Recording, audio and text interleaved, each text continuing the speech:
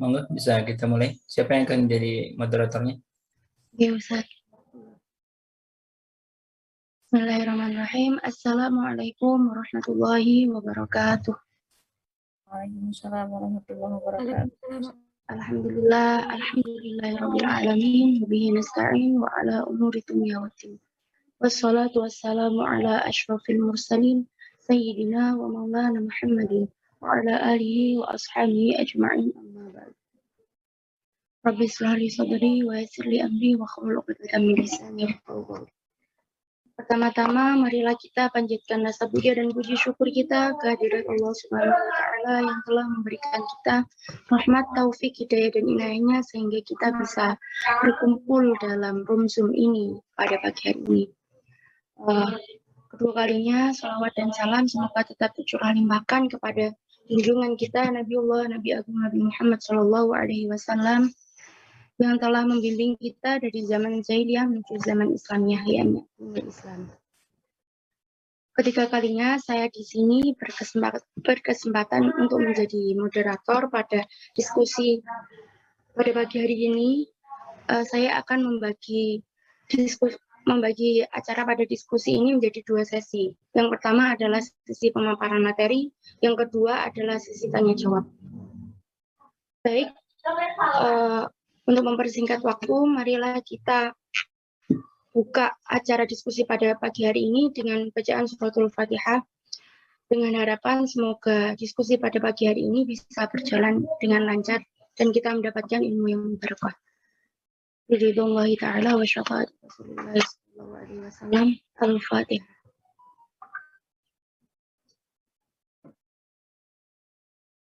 Amin ya rabbal alamin.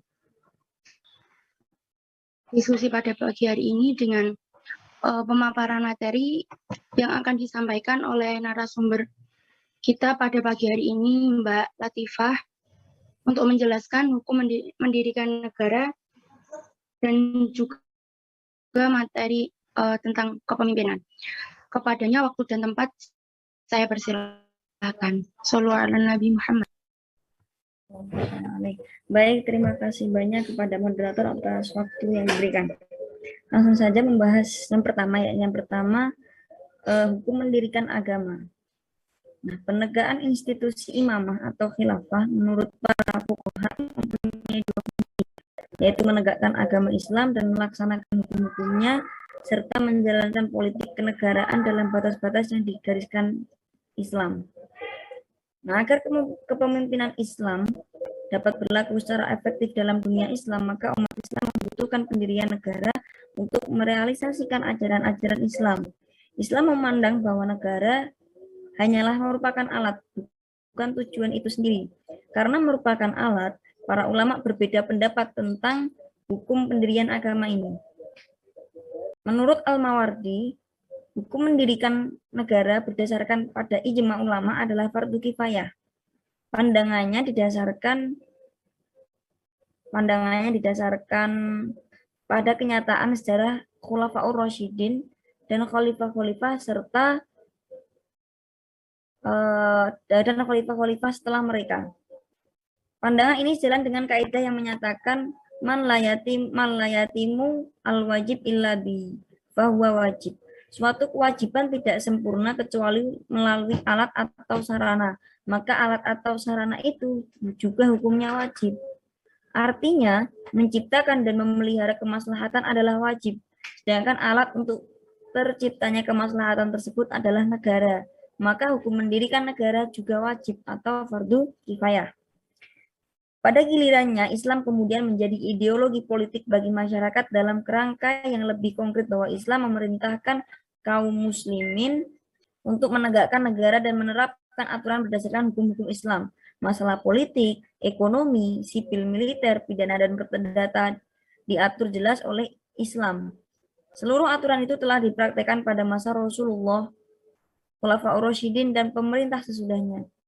Hal itu membuktikan bahwa Islam merupakan suatu sistem bagi negara dan pemerintahan, serta untuk mengatur masyarakat, umum, umat, dan individu-individu. Keterangan di atas menunjukkan bahwa negara tidak memiliki wewenang memerintah kecuali sesuai dengan sistem Islam. Islam tidak akan terwujud dalam kehidupan sampai ia ditegakkan dalam suatu negara yang menerapkan hukum-hukumnya. Islam merupakan suatu agama, sedangkan ideologi dan sistem pemerintah merupakan bagian dari Islam. Tegaknya negara adalah satu-satunya cara yang disyariatkan untuk menerapkan hukum-hukum Islam dalam kehidupan manusia. Nah, itu tadi pandangan dari Al-Mawardi. Kemudian pandangan senada juga diberikan oleh Al-Ghazali. Nah, Al-Ghazali ini melukiskan antara agama dan negara itu sebagai berikut.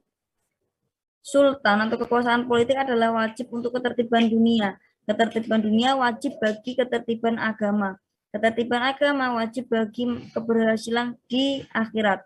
Inilah tujuan sebenarnya para rasul. Jadi wajib adanya imam merupakan kewajiban agama yang tidak ada jalan untuk meninggalkannya. Nah, berbeda dengan berpemikir Sunni di atas, Ibnu Taimiyah berpendapat bahwa mengatur kehidupan umat memang merupakan bagian kewajiban agama yang terpenting. Namun hal itu bukan berarti bahwa agama tidak dapat hidup tanpa negara. Ibnu Taimiyah menolak ijma sebagai landasan kewajiban mendirikan negara. Menurutnya, kesejahteraan dan kemaslahatan manusia tidak akan tercipta kecuali hanya dalam suatu tatanan sosial di mana setiap orang saling bergantung pada lainnya. Oleh sebab itu, dibutuhkan negara dan pemimpin yang akan mengatur kehidupan sosial tersebut. Jadi, bagi Ibnu Taimiyah, penegakan negara bukanlah salah satu asas atas dasar agama Islam, melainkan hanya kebutuhan praktis saja. Nah, kemudian kelompok Khawarij ini juga berpendapat yang sama dengan Ibnu Taimiyah. Pendirian negara menurut mereka bukanlah didasarkan pada perintah syar'i. Pertimbangan mendirikan negara adalah kemaslahatan. Jika menurut kemaslahatan dibutuhkan negara, maka hal tersebut boleh dilakukan. Tapi jika tanpa negara sudah tercipta kemaslahatan, maka negara tidak dibutuhkan. Pendapat ini juga dianut oleh Mu'tazilah. Hanya saja Mu'tazilah menambahkan bahwa akallah yang menetapkan perlu tidaknya negara. Konsekuensinya, jika akal menetapkan perlu membentuk negara, maka umat Islam wajib mematuhinya. Sebab kekuatan hukum akal sama dengan nas. Kemudian ada pendapat lagi dari pemikir modern aktivis Ikhwanul Muslimin, Abdul Qadir Audah, mengemukakan 6 argumen tentang wajibnya mendirikan negara ini. Yang pertama yaitu khilafah atau imamah merupakan sunnah fi'liyah Rasulullah, sebagaimana pendirian negara Madinah.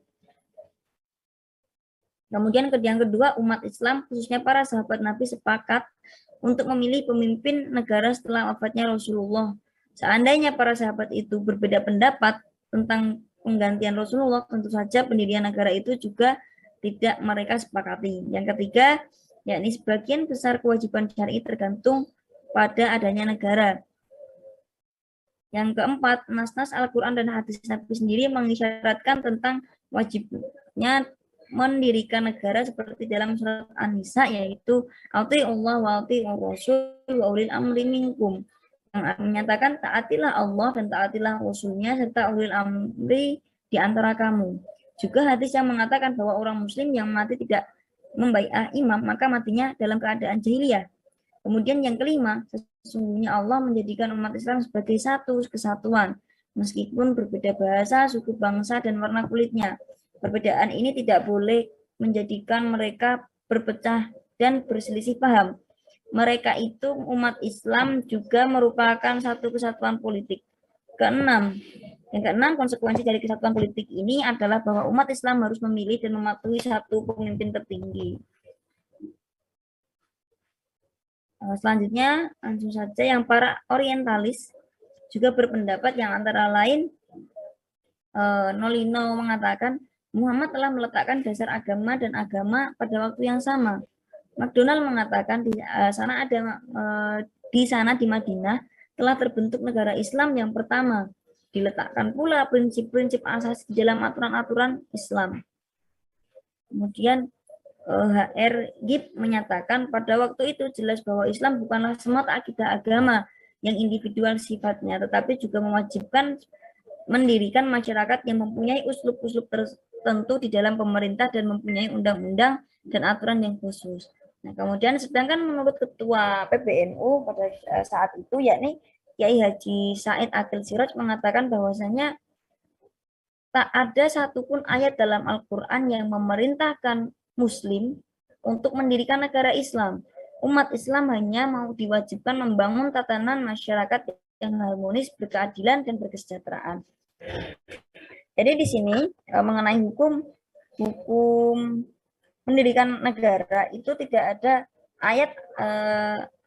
ayat ataupun hadis yang secara spesifik menyebut bahwasanya hukum mendirikan negara adalah wajib. Akan tetapi di sini kita itu diwajibkan untuk membangun sebuah tatanan masyarakat yang harmonis, berkeadilan, dan berkesejahteraan.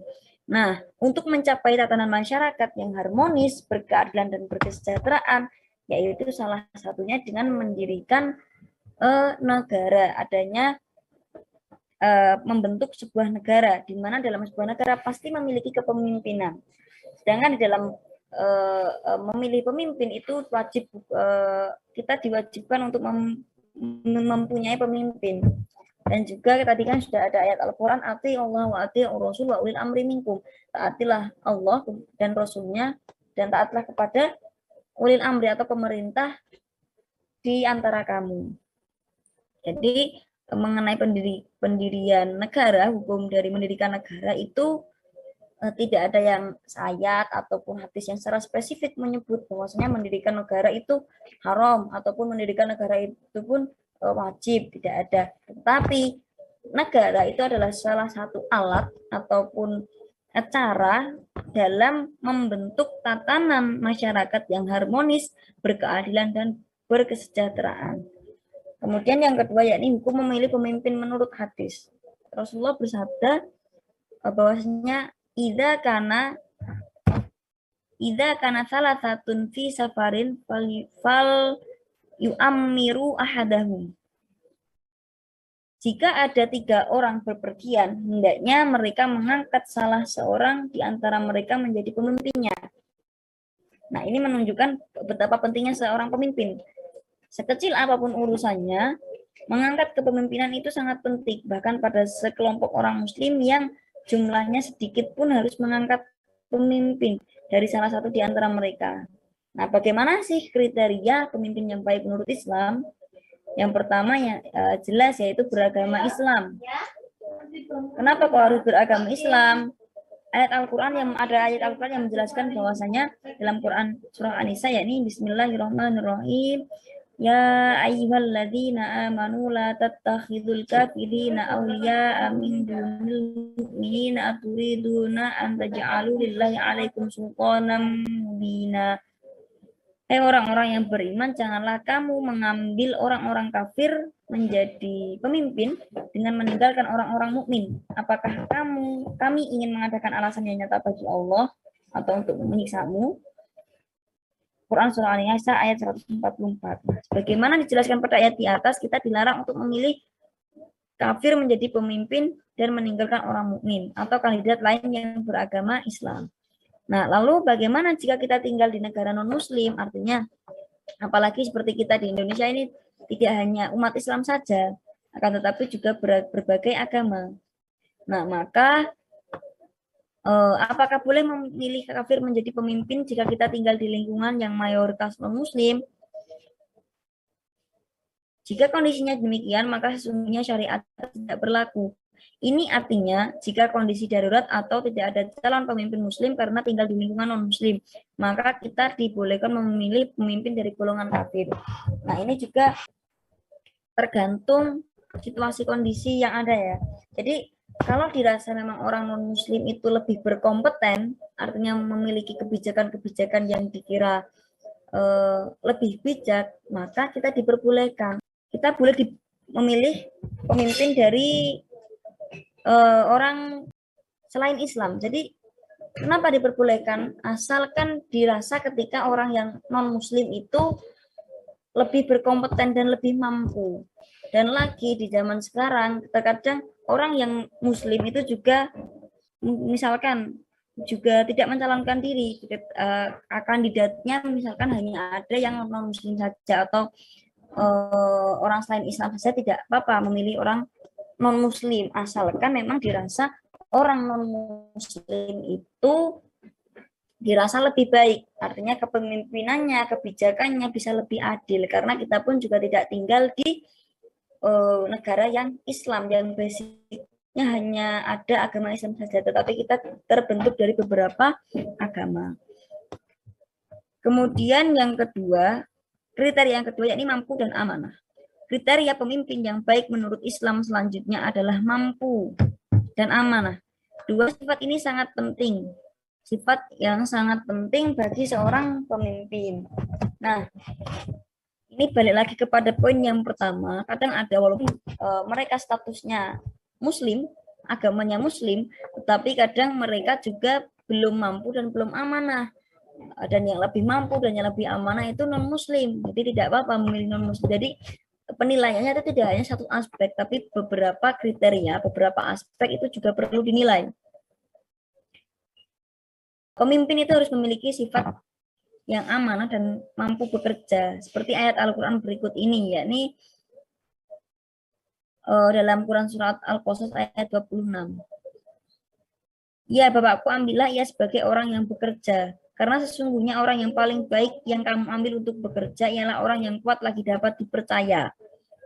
Kuat yang dimaksud di ayat tersebut adalah mampu bekerja secara profesional dan mampu bekerja untuk mensejahterakan umat yang dipimpinnya.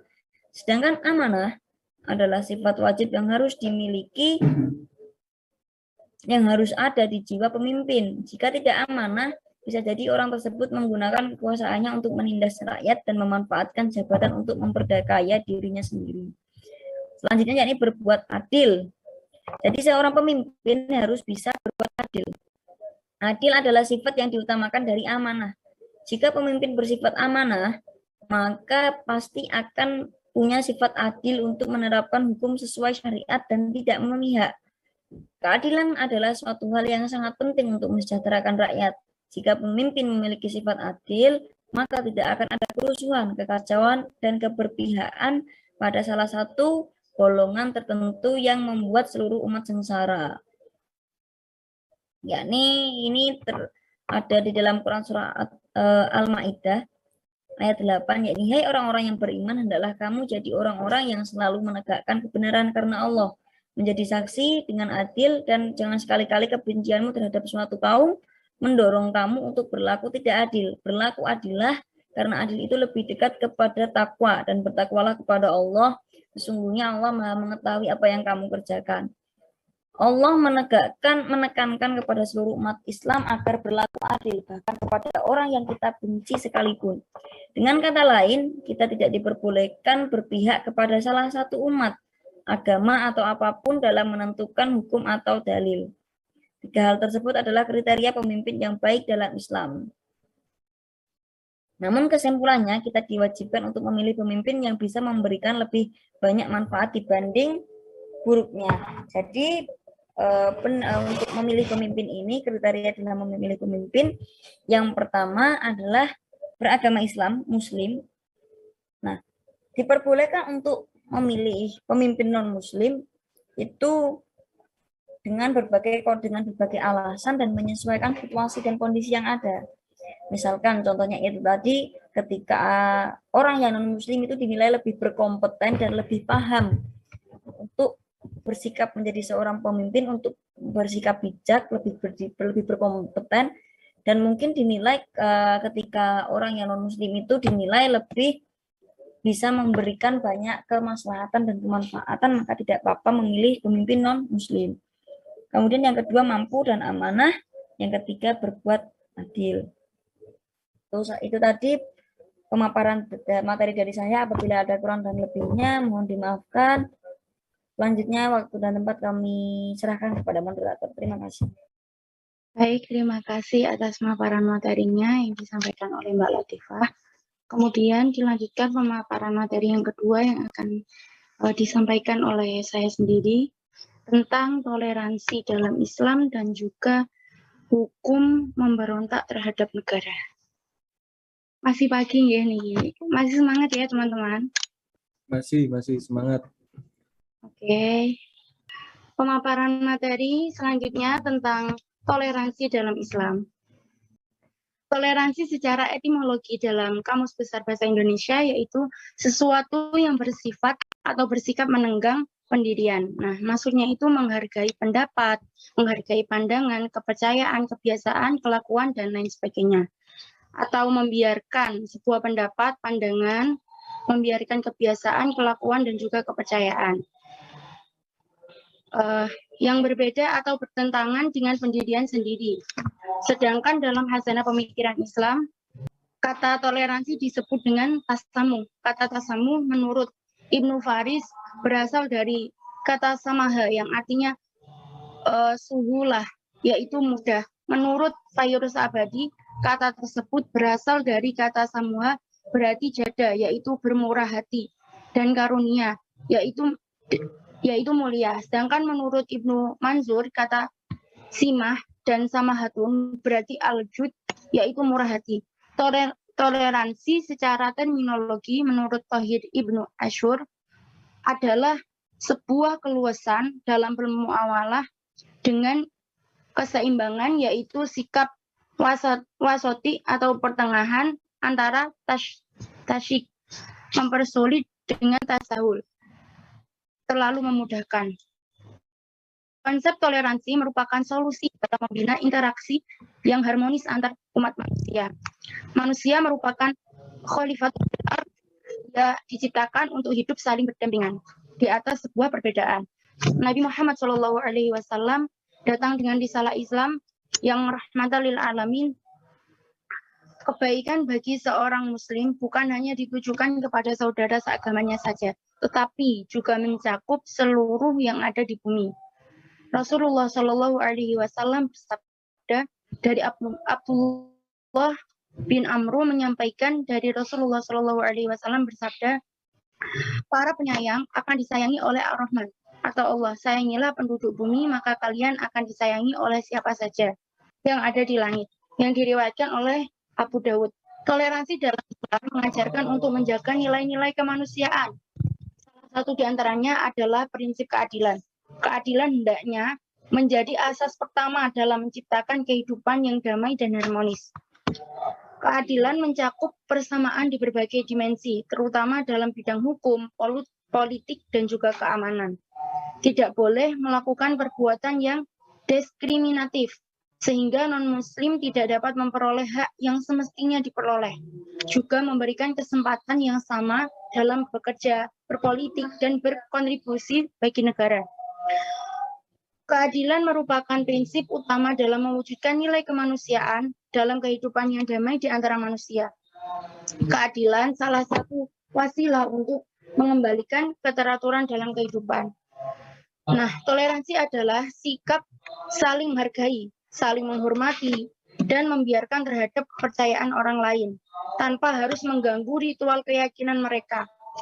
Dalam ayat terakhir pada surat Al-Kafirun disebutkan bahwa bagi kamu agamamu dan bagiku agamaku. Ayat ini menunjukkan bahwa tidak adanya persamaan antara agama yang satu dengan agama yang lain. Meski demikian, seorang muslim tetap harus bermasyarakat dengan baik. Sikap saling menghormati, berkasih sayang, berkeadilan, kebebasan, dan kerjasama tetap harus terjalin meski berbeda agamanya. Bermuamalah terhadap umat lain yang berbeda agama harus tetap terjalin dalam kesatuan umat manusia. Karena manusia adalah makhluk sosial dan perbedaan keyakinan tidak menjadi penghalang untuk bermasyarakat. Toleransi dalam Islam berarti bersifat sinkretis. Pemahaman yang sinkretis dalam toleransi beragama merupakan kesalahan dalam memahami arti tasamuh yang berarti menghargai, yang dapat mengakibatkan percampuran antara yang hak dengan yang batil. Karena sikap sinkretis adalah sikap yang menganggap semua agama itu sama. Sementara sikap toleransi dalam Islam adalah sikap saling menghargai dan saling menghormati keyakinan dan agama lain di luar Islam. Bukan menyamakan atau mensama derajatkan dengan keyakinan Islam itu sendiri. Sikap toleransi dalam Islam yang berhubungan dengan akidah sangat jelas, yaitu ketika Allah Subhanahu wa taala memerintah Rasulullah SAW untuk mengajak para ahlul kitab untuk hanya menyembah dan tidak menyekutukan Allah Subhanahu wa taala sebagaimana yang tertera dalam firman-Nya pada surat Al-Imran ayat 64. Kemudian yang kedua adalah tentang hukum memberontak terhadap negara. Pemimpin merupakan seorang yang mempunyai kekuasaan dalam suatu wilayah dan negara atau negara. Adanya pemimpin dalam suatu kelompok, wilayah atau negara merupakan suatu hal yang harus ada, sebagaimana yang dijelaskan dalam hadis Nabi. Oleh sebab tujuan adanya pemimpin adalah sebuah pemantau dan sebagai pengatur dalam segala hal yang berhubungan dengan pemerintahan, maka adanya pemimpin harus ditaati. Taat kepada pemimpin adalah bukti taat kepada peraturan dalam negara. Taat terhadap pemimpin adalah sebuah kewajiban. Allah Subhanahu wa taala dalam salah satu firman-Nya di dalam surat An-Nisa ayat 59 menyatakan, Bismillahirrahmanirrahim. Ya ayyuhalladzina amanu athi'ullaha wa athi'ur rasula ulil amri minkum fa in tanaza'tum fi syai'in farudduhu ila Allahi wa rasuli in kuntum tu'minuna billahi wal yawmil akhir dzalika khairu wa ahsanu ta'wila. Yang artinya, hai orang-orang yang beriman, taatilah Allah dan taatilah Rasul-Nya dan taatilah ulil amri di antara kamu. Kemudian jika kamu berselisih pendapat tentang sesuatu, maka kembalikanlah ia kepada Allah, yakni kepada Al-Quran dan Rasul terhadap sunnahnya. Jika kamu benar-benar beriman kepada Allah dan hari kemudian, yang demikian itu adalah lebih utama bagi kamu dan lebih baik akibatnya. Terkait dengan kewajiban taat kepada pemerintah, Rasulullah Shallallahu Alaihi Wasallam bersabda, yang artinya Ibnu Umar berkata, Rasulullah Shallallahu Alaihi Wasallam bersabda, seorang Muslim wajib mendengar dan taat pada pemerintahannya dalam apa yang disetujui atau tidak disetujui, kecuali jika diperintah untuk maksiat.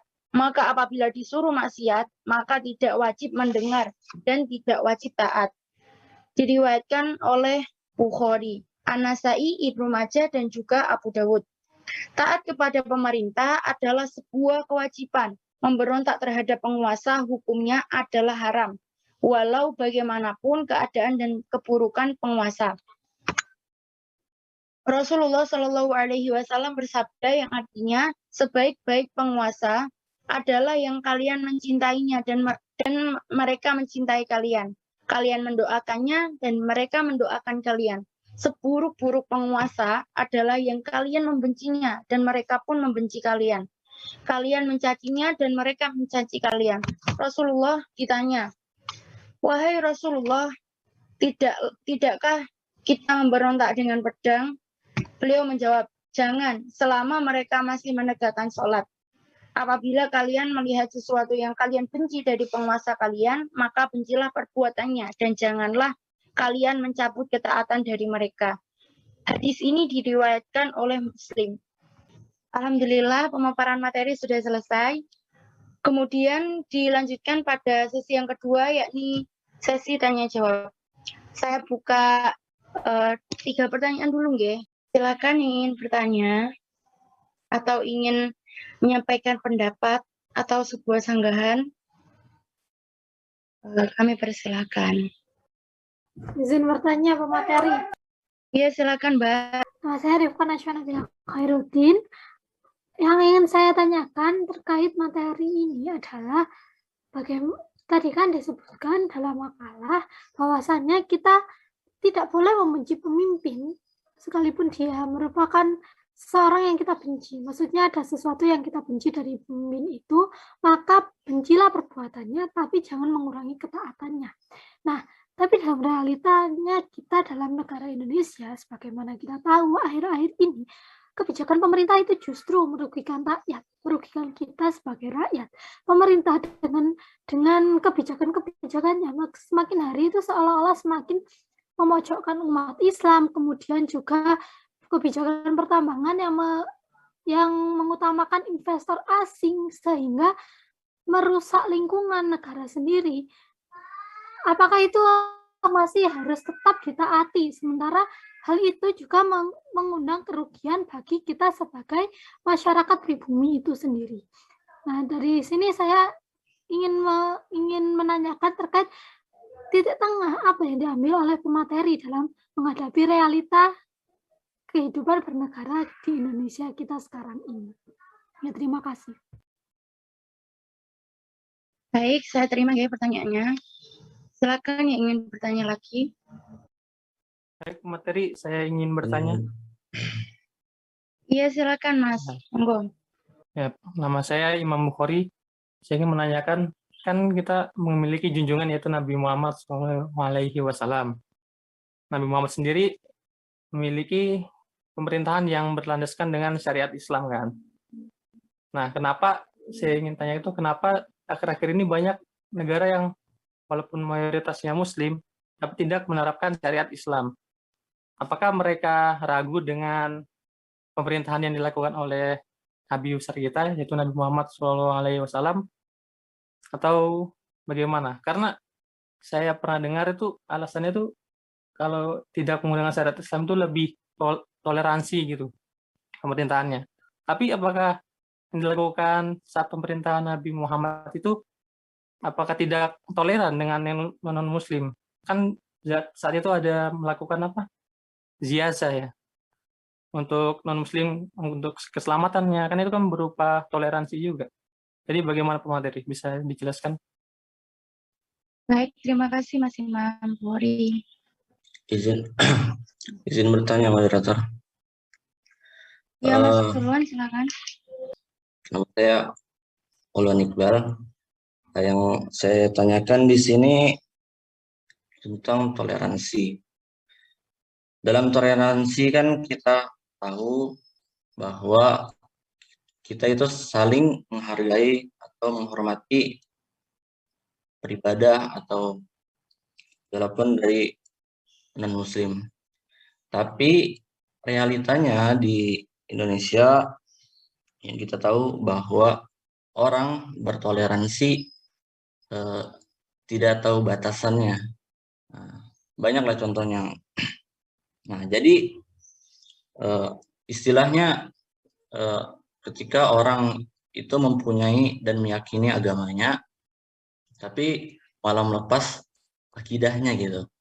Jadi kan ada batasannya, kita menghormati dalam beribadahnya, tidak mengganggunya atau segala macam ya. Tapi tidak dengan tentang akidah.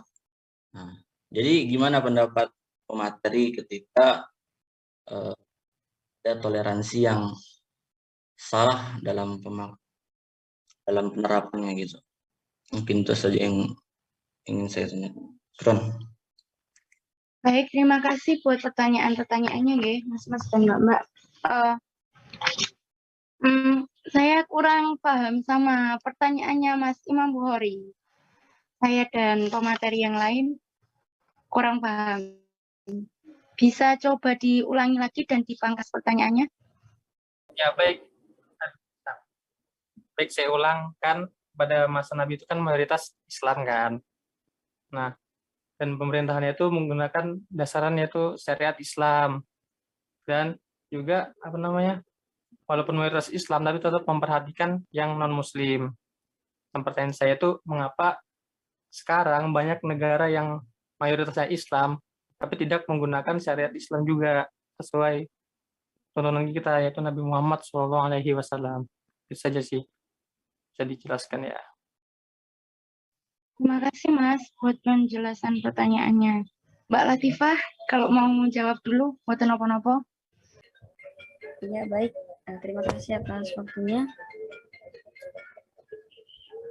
Terus kemudian tadi yang pertama ada pertanyaannya Mbak Nashwa, kemudian yang kedua ada pertanyaan dari Mas Imam Bukhari, yang ketiga dari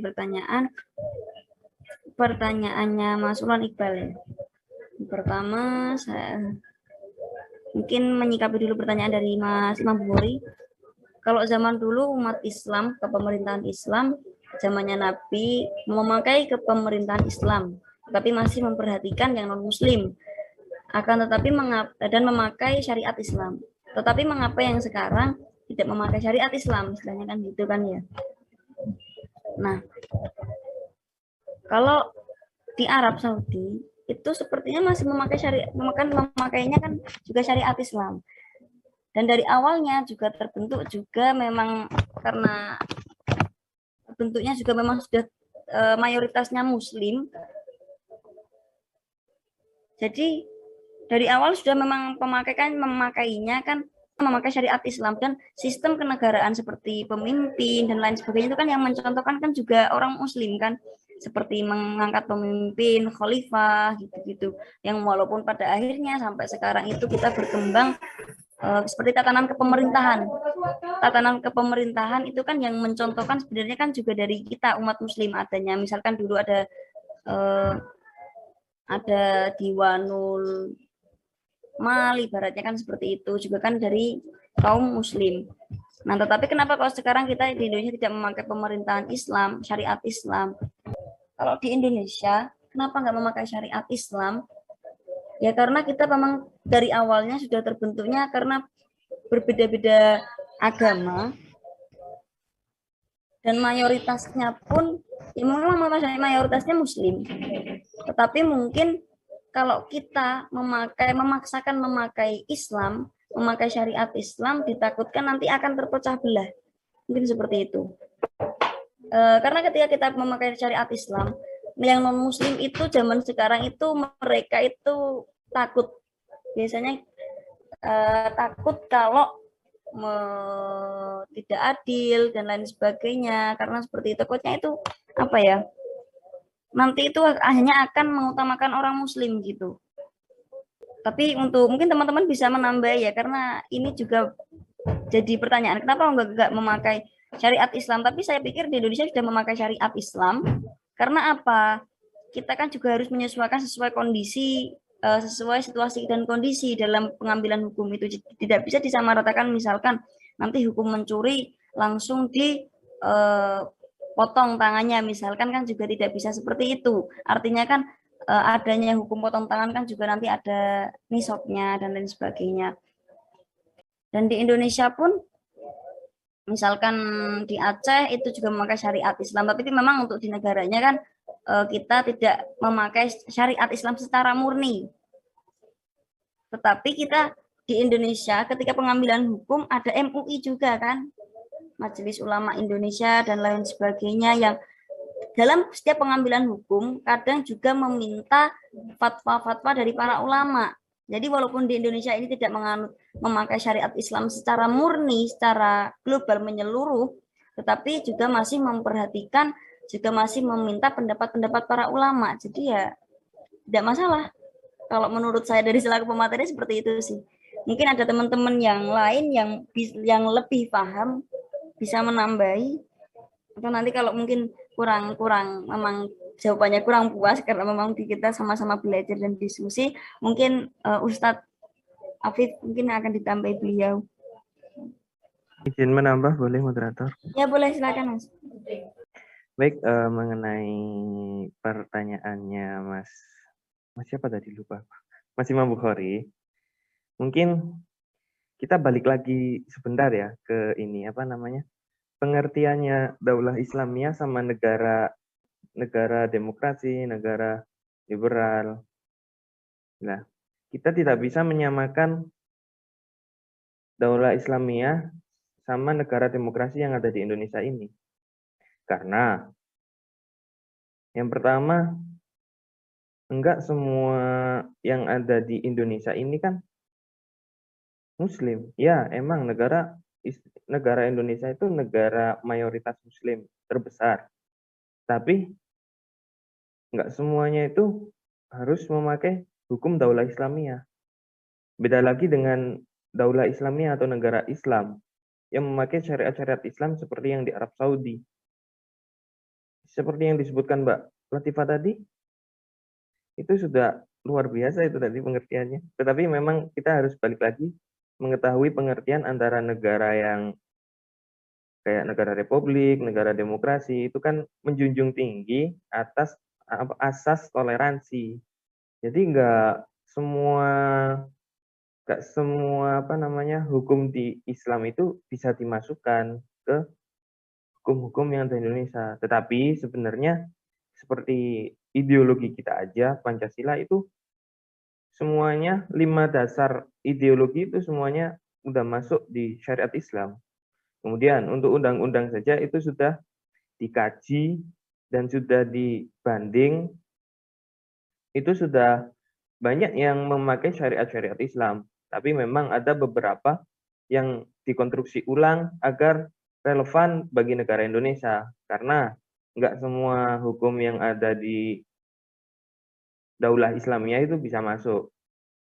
Kalau membicarakan seperti di Aceh, mungkin Mas Azhari itu juga paham, karena di Aceh itu juga daerah istimewa, daerah yang diberi keistimewaan membuat beberapa hukum, tetapi hukum-hukum tersebut juga masih dikaji ulang untuk direlevansikan di daerah tersebut. Mungkin itu aja sih tambahan dari saya, kenapa nggak semua negara yang mayoritas muslim memakai syariat Islam, karena itu kita lihat negaranya tersebut apakah daulah Islamiyah atau bukan. Kalau negara tersebut bukan daulah Islamiyah, berarti mereka menjunjung tinggi atas asas tasamuh, asas toleransi dan kesamaan semuanya di hadapan hukum. Jadi itu mungkin tambahan dari saya.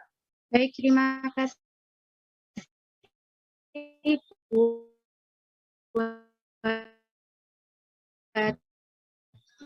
menjawab Suana bilang ya.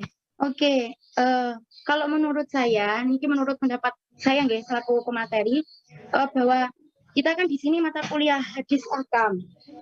Jadi jika hadis ahkam pasti tidak jauh dari pembahasan tentang hukum, yakni fikih nggih. Kalau di dalam fikih, kalau kita untuk menengahi permasalahan seperti ini, kita juga lihat bahwa di dalam fikih itu ada hikmah tasyri', hikmatu tasyri'. Hikmatu tasyri' itu kan juga ada dua, yakni maqasidus syariat dan juga maqasidul ahkam. Sekarang dilihat dulu, umpama di dalam sebuah negara ini, pemimpinnya kan merugikan negara, gitu. Maksudnya memilih sesuatu yang lebih dominan kepada asing, sehingga negara itu malah jatuh gitu loh. Kalau menurut saya, jika selama pemimpin itu tidak menyuruh terhadap kemaksiatan, terus kita juga harus tetap taat, tapi pertimbangannya juga ada pada maqasidul syariah dan maqasidul ahkam itu. Jadi sekiranya maqasidul syariah kan ada 5 gitu, Mbak sama Mas kan sudah lebih paham. Ada hifdzun nafas, hifdzul mal, hifdzul akal, hifdzul nasl, dan hifdzuddin. Di sini kan juga bisa masuk ke dalam salah satu dari situ. Kemudian ada maqasidul ahkam, zaruriyat, hajiyat, dan juga tahsiniyat. Nah, primernya itu kayak gimana? Kalau umpama lebih bagusnya itu tidak yang merugikan itu, yo kita harus bisa tahu gitu loh, kalau emang sekiranya itu merugikan, ya yang pantasnya itu gimana. Berarti pantasnya itu diberi pengertian dulu agar bisa pemimpin itu lebih baik untuk menjadi pemimpin lagi. Jadi bisa memperbaiki kesalahannya untuk penanganan ini, untuk kasus ini, menurut saya.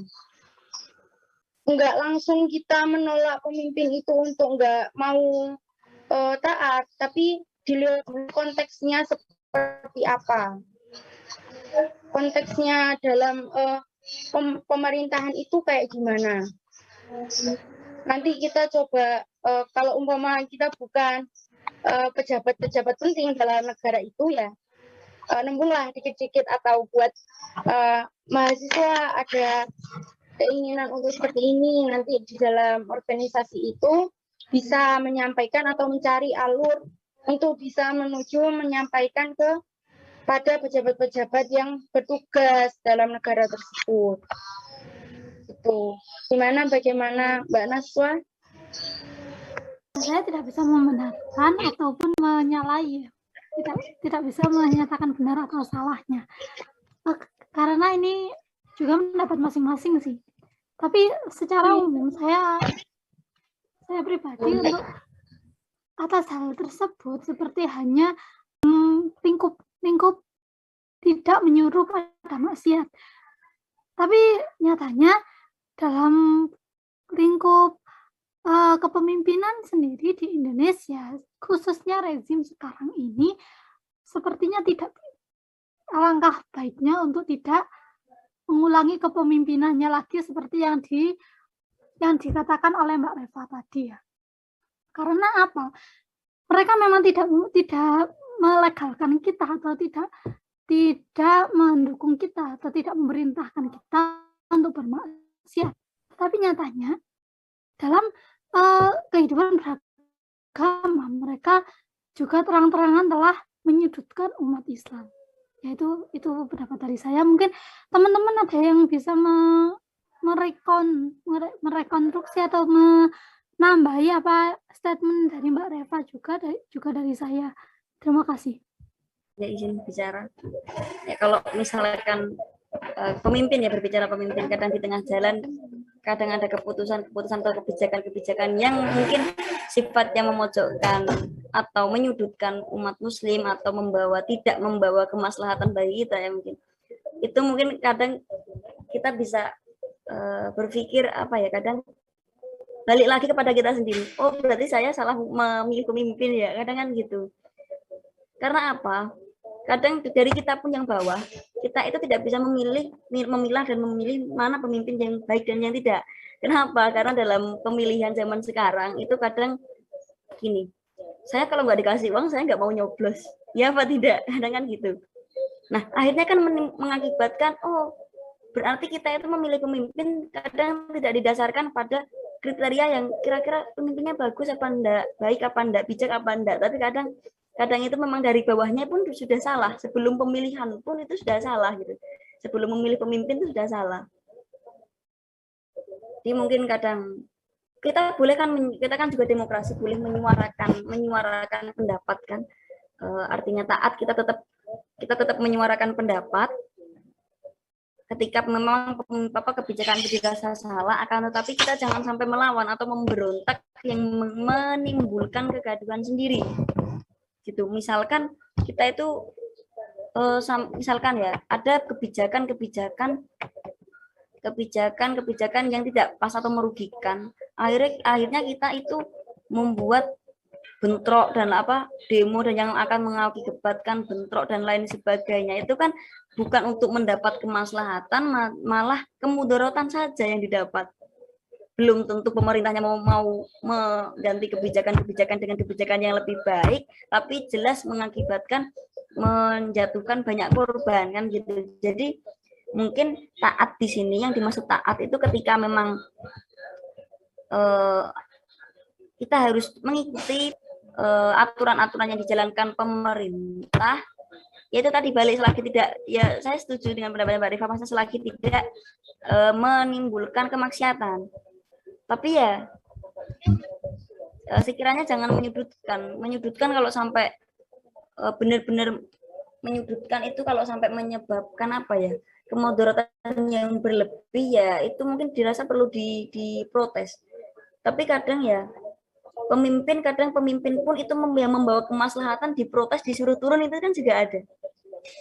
Seperti dulu kita zamannya Gus Dur, kita nggak tahu apa-apa, maksudnya masyarakat itu nggak tahu apa-apa, tapi menilainya hanya sebelah mata, diprotes, disuruh turun dan lain sebagainya. Kadang itu juga menilainya belum secara utuh, menilai kebijakan secara utuh, tetapi kita sudah mengambil keputusan bahwa mengambil kepemahaman bahwasanya kebijakan ini merugikan masyarakat nih, pasti gini. Belum mendengar dulu penjelasan dari pemerintah secara utuh. Kenapa sih kok membuat kebijakan seperti ini? Alasannya apa? Nah, mungkin itu sih. Kalau pendapat dari saya ya, ini kalau hal-hal seperti ini mungkin balik lagi kepada pendapat dan pemikiran masing-masing individu ya. Terima kasih Mbak Latifah buat tambahannya. Ini masih dibuka tentang pembahasan ini atau lanjut aja, atau masih ada yang mau menambahi? Izin menambah boleh nggak? Oke, silakan Mas. Sebelumnya yang dipermasalahkan Mbak Naswa tadi itu masalah pemimpin nggih, Pak? Mbak Naswa? Yap, Masalah ketaatan pemimpinnya pada ya. pemimpin, lebih tepatnya. Ketaatan masyarakat kepada pemimpinnya. Ya. Dalam konteks negara Indonesia ya.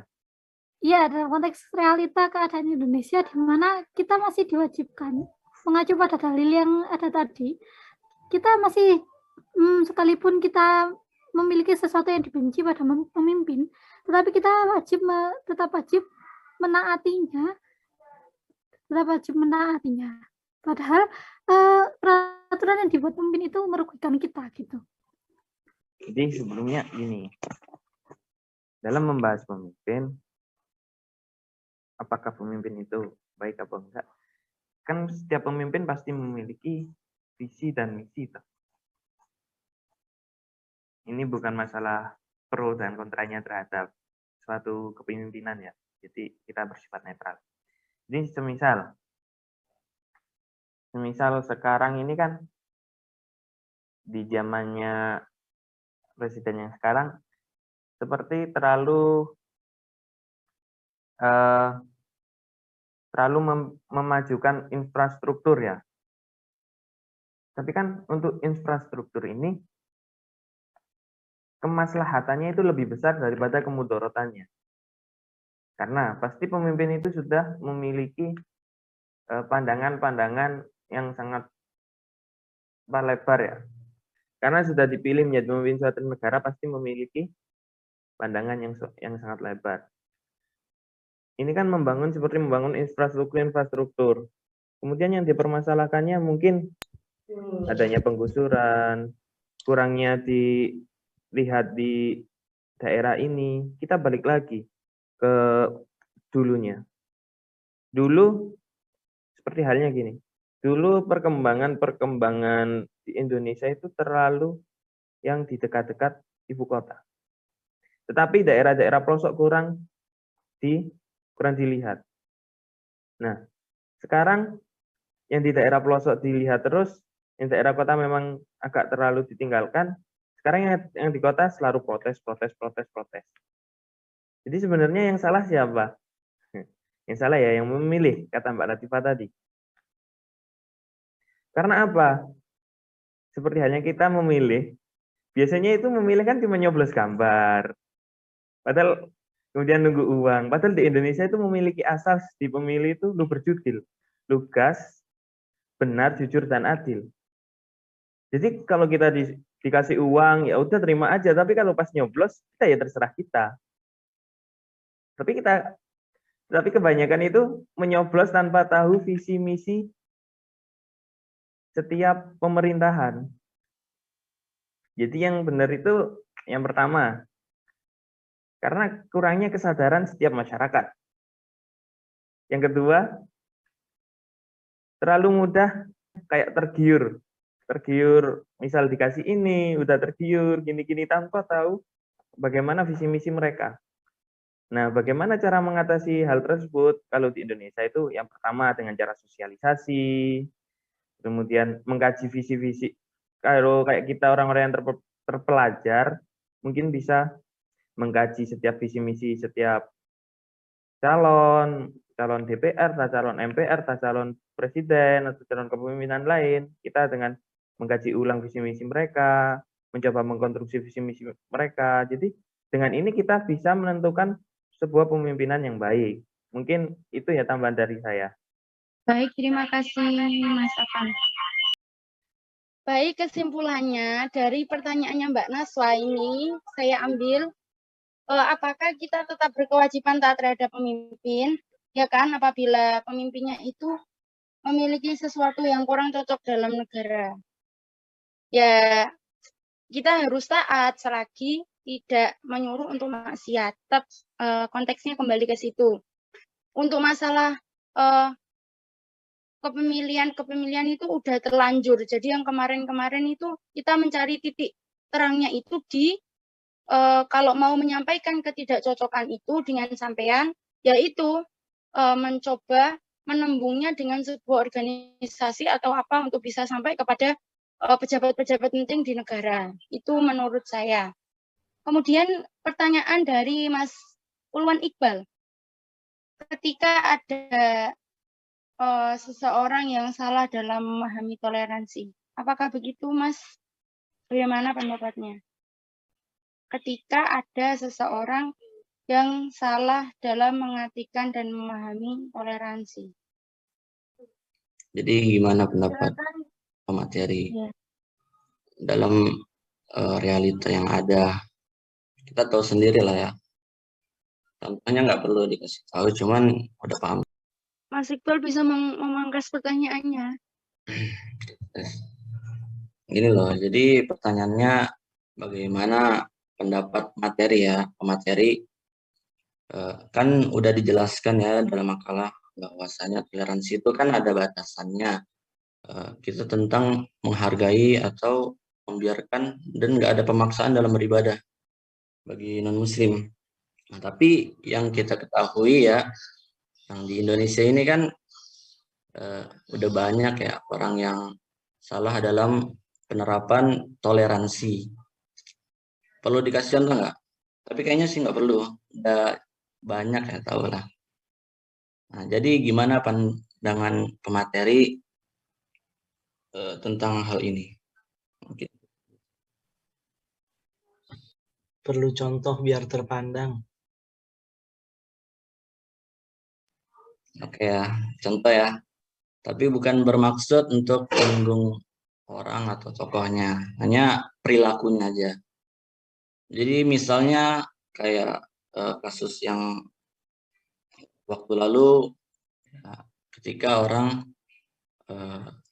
bertoleransi tapi melebihi batas itu dengan berdakwah di dalam gereja.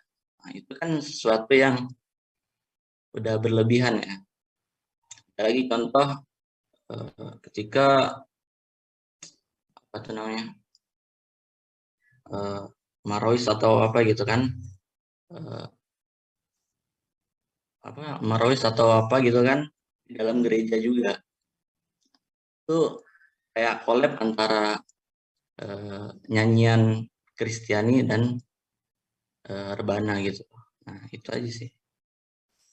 Mungkin bisa dijelaskan ya pendapat pemateri tentang hal ini. Oke, terima kasih Mas Iqbal buat penjelasan pertanyaannya, nggih. Saya izin menjawab dulu, nggih. Berarti di sini yang dibahas tentang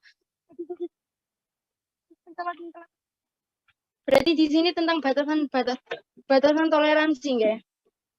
Kalau umpama ada sesuatu tokoh, seorang tokoh, contohnya itu yang tadi di gereja itu sedang dakwah.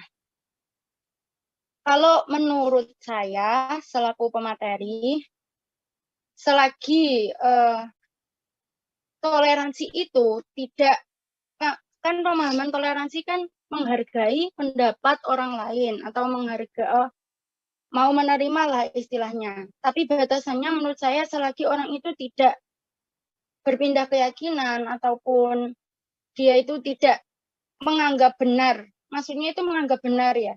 Jadi kalau masalah dalam Islam, umpama dia di gereja, terus kemudian dia sedang melakukan dakwah, menurut saya itu bukan suatu masalah. Karena di situ pun dia masih menggunakan asas toleransi.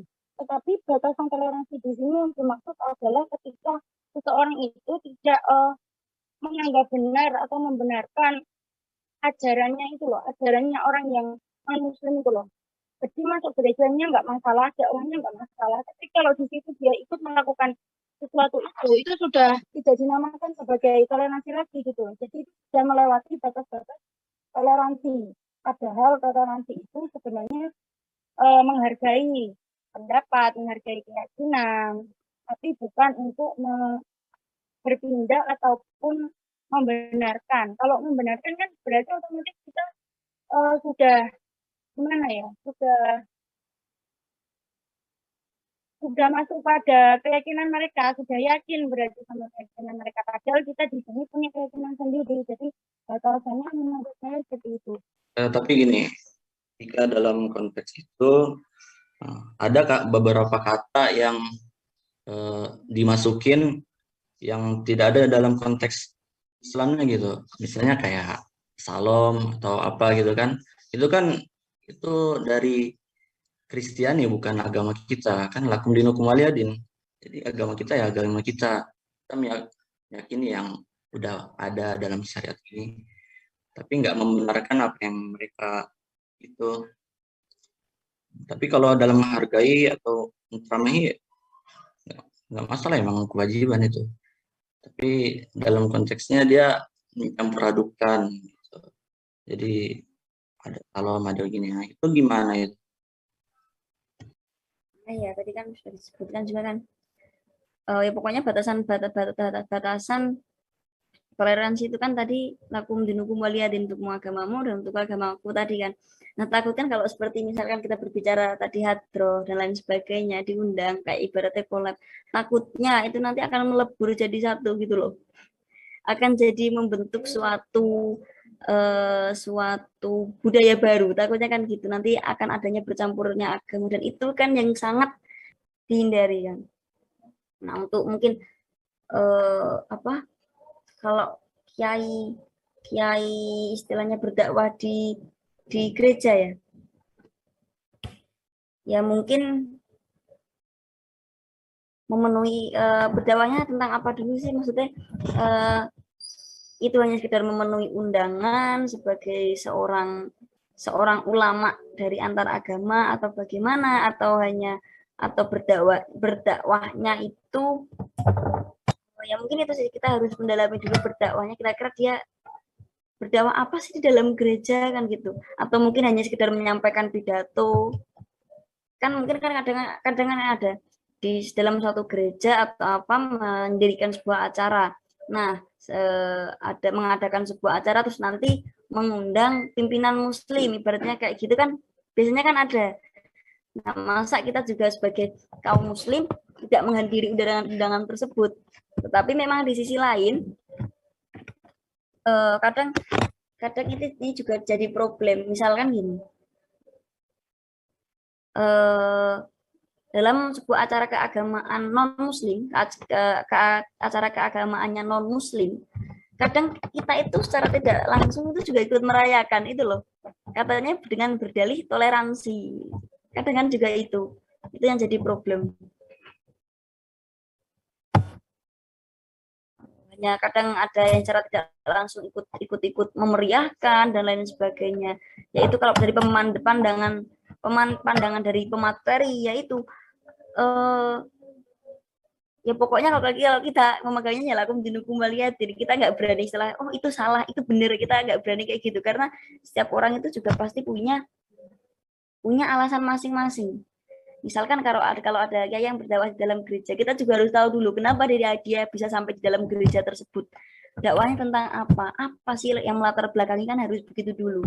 Nah, tapi kalau memang seperti kayak Marawis, kalau sampai berkolaborasi dan mengiringi acara tersebut ya, itu dilihat dari pandangan manapun, kalau menurut saya selaku pemateri itu bisa disalahkan sih. Kenapa? Karena nanti itu bisa jadi ditakutkan ke depannya itu akan menjadi sebuah budaya baru gitu, kolaborasi seperti itu. Sedangkan itu kan budayanya orang Islam. Takutnya itu nanti akan bercampur gitu loh. Mungkin seperti itu sih. Dari yang lain mungkin tambahan.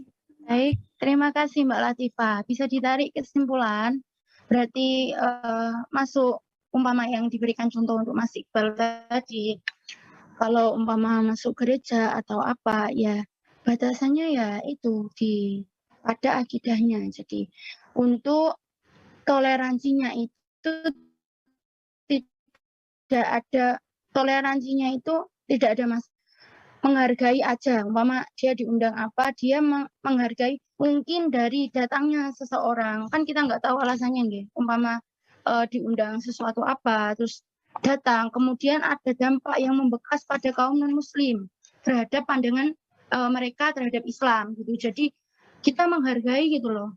Toleransi itu menghargai pendapat orang lain, tapi nggak menyalahkan, tapi juga nggak membenarkan, nggak yang kita terus percaya sama akidahnya, bukan. Jadi batasannya di situ, batasannya pada akidahnya itu. Nah, kalau untuk permasalahan orang itu bisa memegang teguh toleransi yang untuk masuk gereja atau apa itu, kalau umpama akidahnya kurang kuat, ya lebih baik nggak usah tuh loh. Takutnya malah merusak akidahnya dia sendiri. Jadi hanya dilakukan oleh orang-orang yang benar-benar emang kuat dalam memegang asas toleransi antar umat berbeda agama. Baik, terima kasih buat teman-teman yang telah berpartisipasi pada diskusi di pagi hari ini. Karena waktunya sudah tinggal sedikit dan mau habis, waktu sepenuhnya kula sumanggaaken terhadap Ustadz Afifullah Rifai. Pada beliau kaula sumanggaaken. Syukur. Baik. Bismillahirrahmanirrahim. Alhamdulillah, wassalatu wassalamu ala Rasulillah wa ala alihi wa sahbihi wa man tabi'ahu wa ba'd. Tema kita hari ini kita pandang penting ya untuk dibahas, karena ini berkaitan dengan eksistensi ya negara di mana kita hidup saat ini, yaitu di negara Indonesia. Dan ini dikaitkan dengan keberagamaan kita ya sebagai seorang muslim, sehingga kita perlu membahas ya mengenai konsep kenegaraan ini di saat ini banyak sekali ya beberapa kelompok-kelompok Islam yang menyuarakan mengenai pentingnya mendirikan sebuah negara khilafah. Ya, ini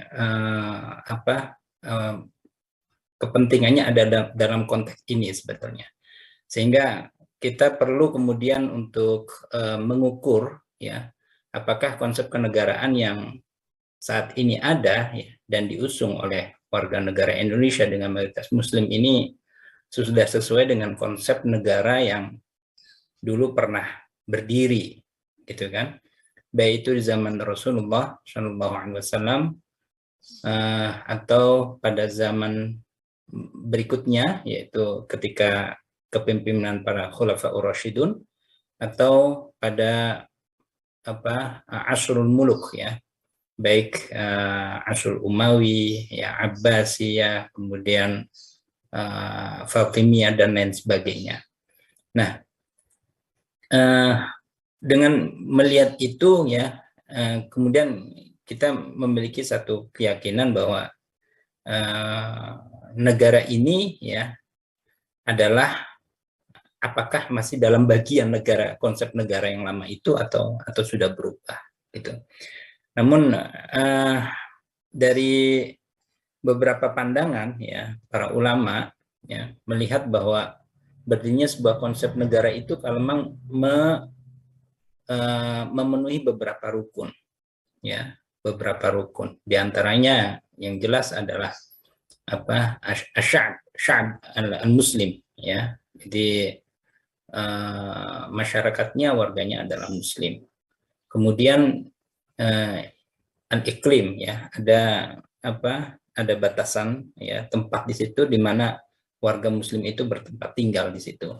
Dan kemudian ada al-hukum ya, ada hukum yang berlaku, dan tentu ini disarikan dari hukum Allah Subhanahu wa taala ya, karena tidak ada syariat di bumi ini kecuali yang mensyariatkan adalah Allah Subhanahu wa taala ya.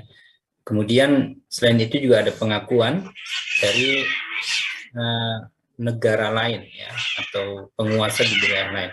Nah, inilah beberapa rukun yang wajib ada ya, sehingga negara Islam itu bisa berdiri. Dan itu ditandai dengan berdirinya negara Madinah ya.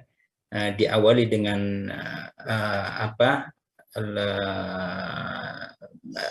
dua bai'atul ula wa tsaniyah, kemudian hijrah Rasulullah SAW, dan di sana kemudian dibentuklah satu kesepakatan di mana Rasulullah SAW menjadi pemegang kekuasaan tertinggi, baik itu yang berkaitan dengan kekuasaan di bidang yudikatif ya, eksekutif ya, maupun legislatif ya di sini. Jadi kepemimpinan Rasulullah ada kepemimpinan yang bersifat absolut gitu.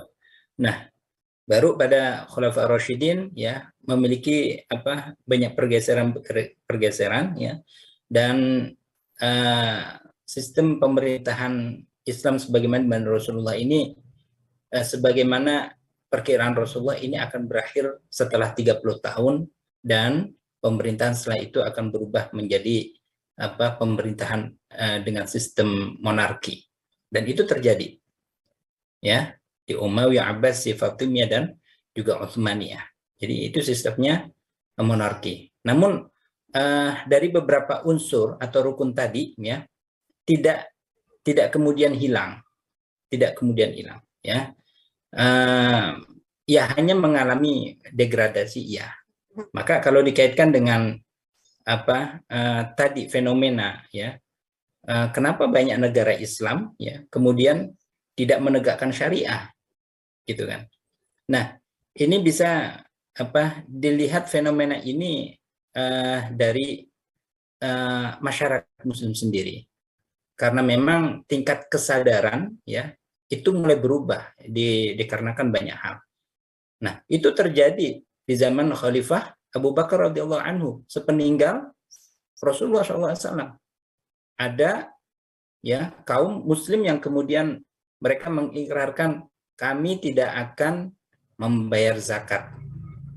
Sholat saja, puasa saja, kemudian melaksanakan ibadah haji. Tapi zakat tidak. Nah, dari situ ya kemudian Khalifah Abu Bakar memberikan sikap yang tegas. Nah, kalau dilihat dari sini ya, maka sebetulnya hukum itu ya harus tetap berlaku. Tapi pemberlakuan hukum perlu didukung dengan dakwah, dan dakwah itu harus dilaksanakan sebagaimana konsep dalam Al-Qur'an, ud'u ila sabili rabbika bil hikmati wal mau'izatil hasanah wajadilhum billati hiya ahsan. Ya, ketaatan harus tetap dijunjung tinggi selama itu tidak berkaitan dengan kemaksiatan. Ketika kita tidak sesuai dengan kebijakan pemimpin, maka dakwah itu perlu ditegakkan dengan cara-cara yang bijak.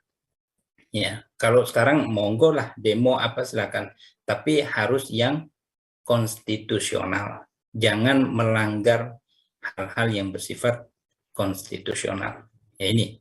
Sehingga dari situ pemerintah juga punya hak ya untuk melindungi kemaslahatan umum, melakukan gerakan-gerakan atau yang sifatnya preventif ya, sehingga tidak menimbulkan mafsadah yang lebih luas ya. Jadi ketaatan ya ini menjadi sesuatu yang wajib ya. Kemudian yang kedua tadi kalau melihat fenomena kenapa kok banyak mengabaikan itu. Nah, ini kembali kepada pemimpin atau pemerintah ya dan juga pada masyarakatnya. Nah, dalam hal ini ya pemerintah dan juga masyarakat harus bijak menyikapi keadaannya. Ya, contoh misalnya di zaman Khalifah Umar ibn al-Khattab, di mana pada saat itu pernah terjadi satu kondisi paceklik ya, krisis ekonomi saat itu. Maka hukum yang berkaitan dengan jinayat ya, seperti potong tangan lah ini dan sebagainya, itu untuk sementara tawakuf, tidak bisa berlaku secara efektif karena memang kondisi. Jadi semua itu memang bertolak dari sebuah realita menuju kepada sebuah idealita. Itu. Jadi dakwah itu begitu. Dakwah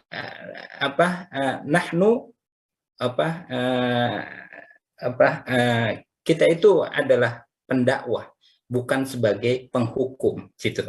Jadi hukum itu sebuah sesuatu yang ingin kita capai di sana. Tapi dalam menuju ke sana kita harus bertolak dari sebuah realita. Realita di masyarakat kita seperti ini, realita di pemerintahan kita seperti ini. Ayo, monggo kita terus membenahi, dan kata dakwah tidak pernah berhenti ya selama peperangan antara hak dan batil itu berlangsung gitu. Cuma tadi kuncinya harus bil hikmah. Ya. Terus yang berkaitan dengan toleransi ya sebagaimana yang tadi disampaikan bahwa toleransi itu adalah sebuah penghargaan ya. bukan pembenaran ya, kepada kepada keyakinan yang lain. Maka selama tidak menabrak prinsip-prinsip dalam Islam, ya tidak apa-apa. Lalu kemudian bagaimana dengan kasus-kasus tadi? Ada yang melakukan kegiatan kolaboratif ya, dilakukan di sebuah gereja atau di pura dan lain sebagainya. Ya, tadi jadi selama tidak menabrak prinsip-prinsip, ya tidak apa-apa. Tapi satu hal ya perlu kita ketahui. Jadi hukum di sini mungkin tidak satu ya, tidak satu, tapi dia kondisional disesuaikan dengan konteksnya. Makanya ulama juga merumuskan ya satu hukum kaidah fikih, misalkan darul mafasid muqaddam ala jalbil masalih.